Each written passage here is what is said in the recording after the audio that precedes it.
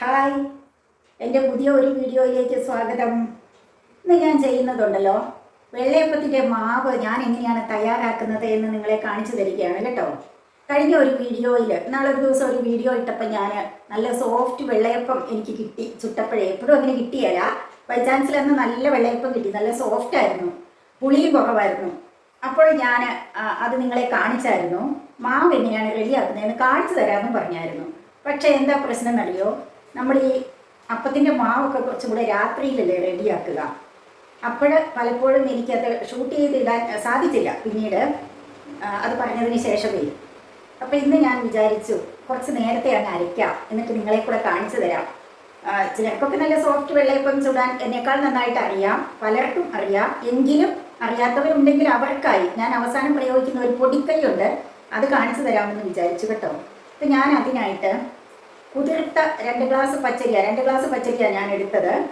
കുതിർത്ത് വെച്ചിരുന്ന പച്ചരി അതിൽ പകുതി ഞാൻ ഈ ജാറിലേക്ക് ഇട്ടു. ജാറിൻ്റെ ബ്ലേഡിന് മുകളിലേ നിൽക്കാവുള്ളൂ, അതൊക്കെ നമുക്കറിയാവുന്ന കാര്യമാണല്ലോ, അല്ലെങ്കിൽ ഓവർലോഡ് വരും. അപ്പം ഞാൻ ഇതിനകത്തേക്ക് ഒഴിക്കുന്ന വെള്ളമെന്ന് പറഞ്ഞത് തേങ്ങാ വെള്ളമാണ്. 2-3 ദിവസങ്ങളിൽ പൊട്ടിച്ച തേങ്ങയുടെ വെള്ളം നല്ലൊരു ബോട്ടിലാക്കി, കഴുകി വൃത്തിയാക്കിയ ബോട്ടിലാക്കി ഫ്രിഡ്ജിൽ വെച്ചിരുന്നു. അപ്പോൾ ആ തേങ്ങാവെള്ളം ഒഴിച്ചാണ് ഞാൻ അരയ്ക്കുന്നത്. തേങ്ങാവെള്ളം ഒഴിച്ചാൽ പ്രത്യേക ഒരു രുചിയും ഒരു മയവും ഒക്കെ ഉണ്ടാകും. ഇനി ഇത് ഞാനൊന്ന് അരച്ചെടുക്കട്ടെ. ഞാൻ പകുതി അരി, 2 ഗ്ലാസ് അരി വെള്ളത്തിലിട്ടെന്ന് പറഞ്ഞല്ലോ കുതിർത്തത്, അതിൽ പകുതി അരച്ചെടുത്തിട്ടുണ്ട്. നല്ല മയമായിട്ട് അരിഞ്ഞിട്ടുണ്ട്. നല്ലതുപോലെ അരയണം കേട്ടോ, അതൊരു പ്രധാന കാര്യമാണ്. 2-3 കാര്യങ്ങൾ ശ്രദ്ധിക്കണം. നന്നായി അരയണം. പിന്നെ അതിൻ്റെ ഒരു കൺസിസ്റ്റൻസി ഉണ്ട്. തീരെ കുഴഞ്ഞു പോയാലും ഒക്കെയല്ല, ഒരുപാട് നീണ്ടുപോയാലും ഒക്കെയല്ല. അതാ ഞാൻ ഒഴിച്ച് കളിക്കാതെ കണ്ടോ. അപ്പോൾ ആദ്യ പകുതി അരിയുടെ മാവ് റെഡിയായി.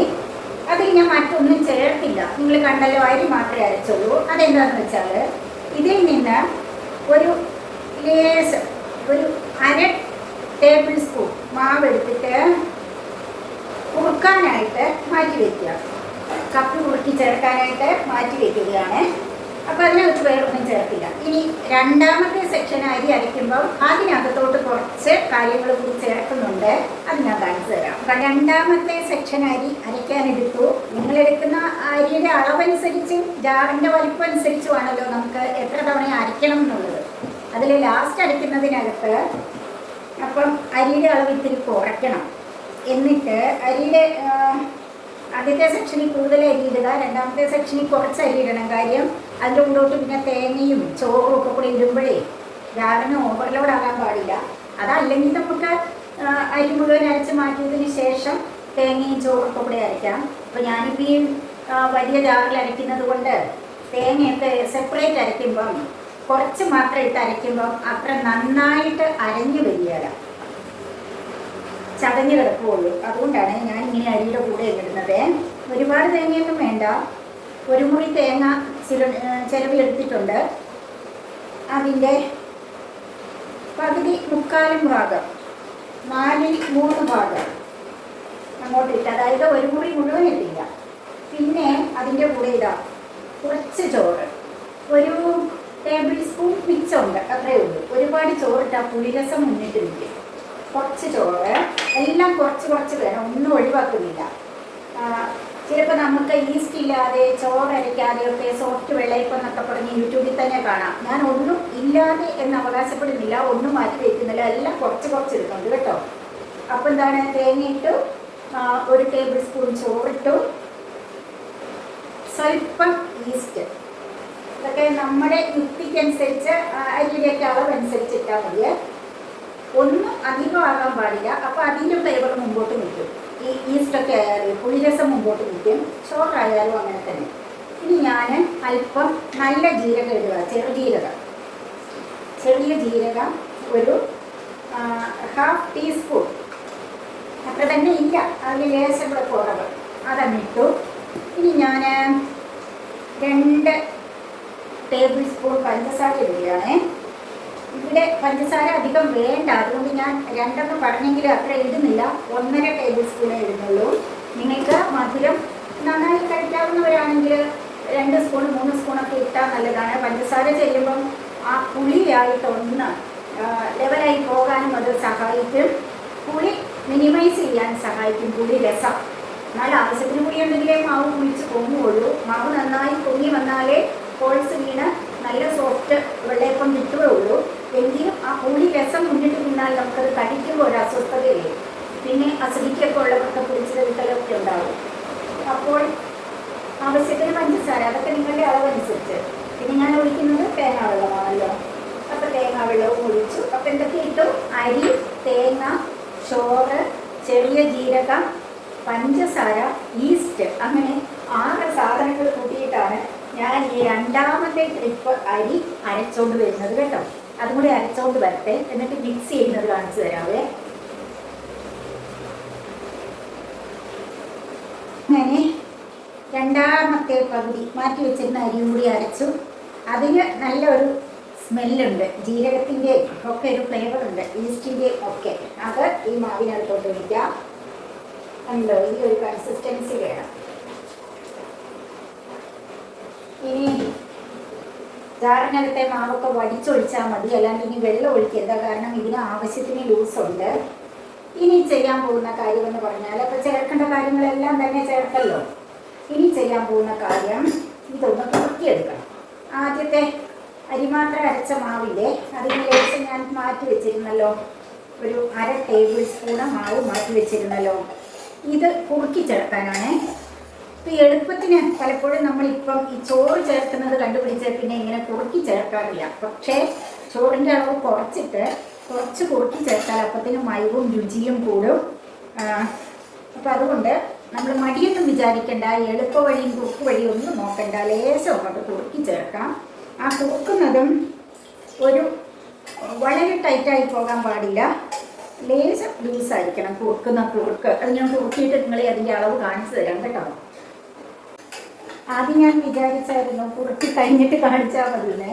പിന്നെ ഞാൻ വിചാരിച്ചു കുറുക്കുന്നതിലും ശ്രദ്ധിക്കേണ്ട കാര്യമുണ്ട്. ഈ അടുക്കളപ്പണി എന്ന് പറഞ്ഞാൽ നമ്മളുടെ വളരെ ജാഗ്രത വേണം. ആഹാരം ഉണ്ടാക്കുമ്പോൾ എല്ലാ കാര്യങ്ങളിലും വളരെ എന്താ പറയുക, ഓരോ സ്റ്റെപ്പും ശ്രദ്ധിച്ച് ചെയ്തില്ലെങ്കിൽ അത് നമ്മൾ ഉദ്ദേശിക്കുന്ന മാതിരി നന്നാവില്ല. കറി ആയാലും നമുക്കറിയാലോ, ചോറായാലും അല്പം വെന്ത് പോയി പാകം തെറ്റിയതെല്ലാം പോയി അല്ലേ, അതുപോലെ ഏതൊരു കാര്യം.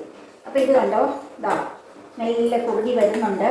നമ്മൾ ഇത് കുറുക്കുമ്പോൾ അങ്ങനെ ഇളക്കിക്കൊണ്ട് തന്നെ ഇരിക്കണം. നമ്മളിത് അവിടെ വെച്ചിട്ട് മാറിപ്പോകാൻ പാടില്ല.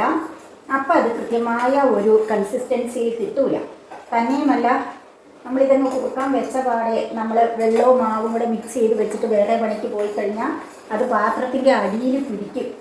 ആ അരിയുടെ ഇങ്ങനെ ഇടിയൂറുക എന്നാണ് ഞാൻ പറയുക. അതിൻ്റെ അടിയിലേക്ക് ആ അരിയുടെ ഇതെല്ലാം കൂടെ വെള്ളത്തിൻ്റെ അടിയിലേക്ക് അടിഞ്ഞിട്ട് പാത്രത്തിൽ പറ്റി പിടിക്കും. പിന്നെ നമ്മൾക്ക് ഇങ്ങനെ കൃത്യമായ ഒരു ഇത് കിട്ടത്തില്ല. അപ്പം ഇത് ഞാനൊന്ന് കാണിച്ചു തരാം. കണ്ടോ, നല്ല പതഞ്ഞ ഇത് കണ്ടോ, ഈ ഒരു ഇതിൽ വേണം, കൂടുതലങ്ങ് കുറുകി പോകുകയും വേണ്ട. കണ്ടോ, പാല് നമ്മൾ കാച്ചാൻ അടുപ്പിൽ വെച്ചാൽ തിളച്ച് വരുന്നത് പോലെ ഇതാ തിളയ്ക്കുന്ന കണ്ടോ. ഇതിൽ തന്നെ ഉണ്ടല്ലേ ഒരു വെള്ളയപ്പത്തിൻ്റെ ഹോൾസൊക്കെ വീണ വെള്ളയപ്പത്തിൻ്റെ ഒരു കെട്ടും മട്ടുമൊക്കെ. അപ്പം ഇങ്ങനെയാണ് കുറുക്ക് തയ്യാറാക്കേണ്ടത് കേട്ടോ. ഞാനത് സൂം ചെയ്തങ്ങ് കാണിച്ചു തന്നതാണ്, അറിയത്തില്ലാത്തവർ കണ്ടോട്ടെ എന്ന് വിചാരിച്ചു. കണ്ടോ, ഇങ്ങനെ തിളയ്ക്കാൻ തുടങ്ങിക്കഴിഞ്ഞാൽ വേണേൽ നമുക്ക് 1 സെക്കൻഡ് 2 സെക്കൻഡൊക്കെ മാറിപ്പോകാം ലോ ഫ്ലെയിമിൽ തീയിട്ടിട്ട്, അല്ലെങ്കിൽ അത് വേഗം വറ്റിപ്പോകും. അപ്പം ഇതാണ് ഇതിൻ്റെ ശരിയായ ഒരു കൺസിസ്റ്റൻസി എന്ന് പറയുന്നത്. ഇനി ഞാനിതങ്ങ് ഓഫാക്കുവാണേ. അങ്ങനെ എൻ്റെ അരി അരച്ചു, കുറുക്ക് റെഡിയായി. ഇനി ആ കുറുക്കൊന്ന് തണുക്കണം, വല്ലാണ്ട് തണുത്ത് പോകണ്ട, ഒരു ഇളം ചൂട്. നമ്മൾ നല്ല കട്ടത്തൈര് കിട്ടാൻ വേണ്ടി പാലോടെ ഒഴിക്കുകയായിരുന്നു, ഒരു ചെറിയ ചൂടിൽ. അതുപോലെ ഒരു ലൈറ്റ് ചൂടോടുകൂടി ഈ മാവിലേക്ക് മിക്സ് ചെയ്ത് എല്ലാം കൂടെ ജോയിൻ ചെയ്ത് വെക്കണം. ആ ജോയിൻ ചെയ്യുന്ന സമയത്താണ് ഇനി നിങ്ങൾ ആരും ചേർക്കാത്ത ഒരു പൊടിക്കൽ പ്രയോഗം നടത്താൻ പോകുന്നത്. അത് കണ്ടോട്ടോ, ഇത് കുറുക്കൊന്ന് തണുത്തോട്ടെ. ഞാൻ ഇപ്പോൾ എല്ലാം കൂടി കുഴച്ച് മിക്സ് ചെയ്ത് വെക്കുന്ന കാര്യം കാണിച്ചത്. അരിയും തേങ്ങയും ജീരകവും ഈസ്റ്റും ചോറും എല്ലാം കൂടി പഞ്ചസാരയും എല്ലാം ചേർത്ത് അരച്ച മാവ് അതിലേക്ക് ഞാൻ കുറുക്കി വെച്ചത് തണുത്തിട്ടുണ്ട്. ഒരു 95% ആറിയിട്ടുണ്ട്. ഒരു 5% ചൂട്, അതായത് അങ്ങനെ നമുക്ക് പെർസെൻറ്റേജ് കൃത്യമായി ഇടാൻ പറ്റുമോ, ഞാനങ്ങനെയൊക്കെ പറഞ്ഞതേ ഉള്ളൂ. ചെറിയ ഒരു വളരെ ലൈറ്റായിട്ടുള്ളൊരു ചൂട്. അപ്പം അതിനെ ഇതിലേക്ക് ഒഴിച്ചു. അത് കട്ടയായി പോകരുത് കൊടുക്കുന്നത്, അത് പ്രത്യേകം ശ്രദ്ധിക്കുക. ഇനിയാണ് എൻ്റെ ലാസ്റ്റ് പൊടിക്കൈ. ദേ കണ്ടോ, ഇതെന്താണെന്ന് അറിയാമോ? ഇത് ഉഴുന്നും അരിയും കൂടെ ഇഡലിക്ക് അരച്ച മാവാണ്. നമ്മൾ ഇഡലിക്കോ ദോശയ്ക്കോ ഒക്കെ അരയ്ക്കുന്ന മാവില്ലേ, അപ്പോൾ തലേ ദിവസത്തെ അല്ലെ 2 ദിവസം മുമ്പത്തെ മാവേൽ ഒരു സ്പൂൺ എടുത്ത് ഫ്രിഡ്ജിൽ വെച്ചേക്കുക. അധികമായി പോകരുത്, സ്വല്പം. കാര്യം നമ്മൾ ഈ ഈസ്റ്റ് സ്വല്പം ഇട്ട് ചോറ് സ്വല്പം ചേർത്തു, എല്ലാം കൂടി ആകുമ്പോൾ പുളി അധികമായി പോകും. പക്ഷേ പഞ്ചസാര ചേർക്കുമ്പോൾ എല്ലാം കൂടി ഒന്ന് ബാലൻസായി നിന്നോളും. ഇതിന് കൂടുതൽ മയം നൽകാൻ ഉപകരിക്കുന്ന ഒരു സംഭവമാണ് ഇഡ്ഡലിയുടെ അല്ലെ ദോശയുടെ മാവ്. അപ്പം 1 ടേബിൾ സ്പൂൺ മാവ് കൂടി അങ്ങോട്ട് ചേർത്തു. പണ്ട് ഞാനൊരു സ്കൂളിൽ വർക്ക് ചെയ്യുമ്പോൾ അവിടെ ഒരു സിസ്റ്റർ ഇങ്ങനെ നമ്മളിങ്ങനെ ആഹാരം പ്രിപ്പയർ ചെയ്യുന്ന കാര്യങ്ങളൊക്കെ ഉച്ചയ്ക്ക് ഫുഡ് കഴിക്കുമ്പോൾ സംസാരം വിഷയമാവുമല്ലോ. അപ്പോൾ പറയുമായിരുന്നു, ഇഡ്ഡലിയുടെ അല്ലെ ദോശയുടെയൊക്കെ മാവില്ലെങ്കിൽ അവിടെ അപ്പം ചുടിയല്ലാന്ന്. അതായത് അപ്പം ചുടണമെങ്കിൽ 2 ദിവസം മുമ്പേ അത് മനസ്സിൽ കൊണ്ടുവന്നിട്ട് തൊട്ട തലേന്നോ അല്ലെങ്കിൽ അതിൻ്റെ തലേന്നോ ഒക്കെ ഇഡലിയോ ദോശയോ ഒക്കെ ചുടും. അപ്പോൾ ആലോചിച്ച് നോക്കി അടുക്കളപ്പണി എത്ര ഈസിയാണോ എന്ന്. ചില ഐറ്റംസ് ഭംഗിയായിട്ട് മുന്നിൽ കിട്ടുമ്പം കഴിക്കാൻ നല്ല രസമാണ്. എല്ലാം ഒത്തിരുന്നാൽ 100% ഓക്കെ ആയിരുന്നാൽ കഴിക്കാൻ നല്ല രസമാണ്. പക്ഷെ അത് ചിലപ്പോൾ 2 ദിവസം മുമ്പേ 3 ദിവസം മുമ്പേ ഒക്കെ വർക്കൗട്ട് ചെയ്ത് കൊണ്ടുവരേണ്ടി വരും ഇതൊന്ന് ആക്കിയെടുക്കാൻ വേണ്ടിയിട്ട്. അതറിയുന്നുണ്ടോ മുന്നിൽ കിട്ടുമ്പം കഴിക്കുന്ന ആൾക്കാർ? ഇത് തവി കൊണ്ട് ഇളക്കിയാൽ പോരാ, നമ്മുടെ കൈ കൊണ്ട് തന്നെ ഒരു 2 മിനിറ്റ്. കാര്യം എല്ലാം അരഞ്ഞ സാധനങ്ങളാണ്, എന്നാലും ആ കുറുക്കിയതും ആ ഇഡ്ഡലി മാവും ഒക്കെ കൂടെ കൂടിയിട്ട് ഒരു 2 മിനിറ്റ് 3 മിനിറ്റ് നമ്മളിങ്ങനെ ഒന്ന് കൈ കൊണ്ട് തന്നെ ഇളക്കി അങ്ങ് യോജിപ്പിക്കണം. അപ്പം കൈ കൊണ്ട് ഇളക്കി നന്നായി യോജിപ്പിച്ചു. ഇനി ഇതിൽ ഒരു സാധനം മാത്രമേ ചേർക്കാനുള്ളൂ, അല്ലേ, ഉപ്പ്. അത് രാവിലെ ചേർക്കാം. ഞാനൊരിക്കലും ഉപ്പ് വൈകുന്നേരം ചേർത്ത് വെക്കാറില്ല. ചേർക്കുന്നതിന് കുഴപ്പമൊന്നുമില്ല കേട്ടോ. ഉപ്പും കൂടെ ചേർത്തങ്ങ് അടച്ചു വെച്ചാൽ രാവിലെ ജസ്റ്റ് ഒന്ന് ഇളക്കിയിട്ടങ്ങ് ചുട്ടാൽ മതി.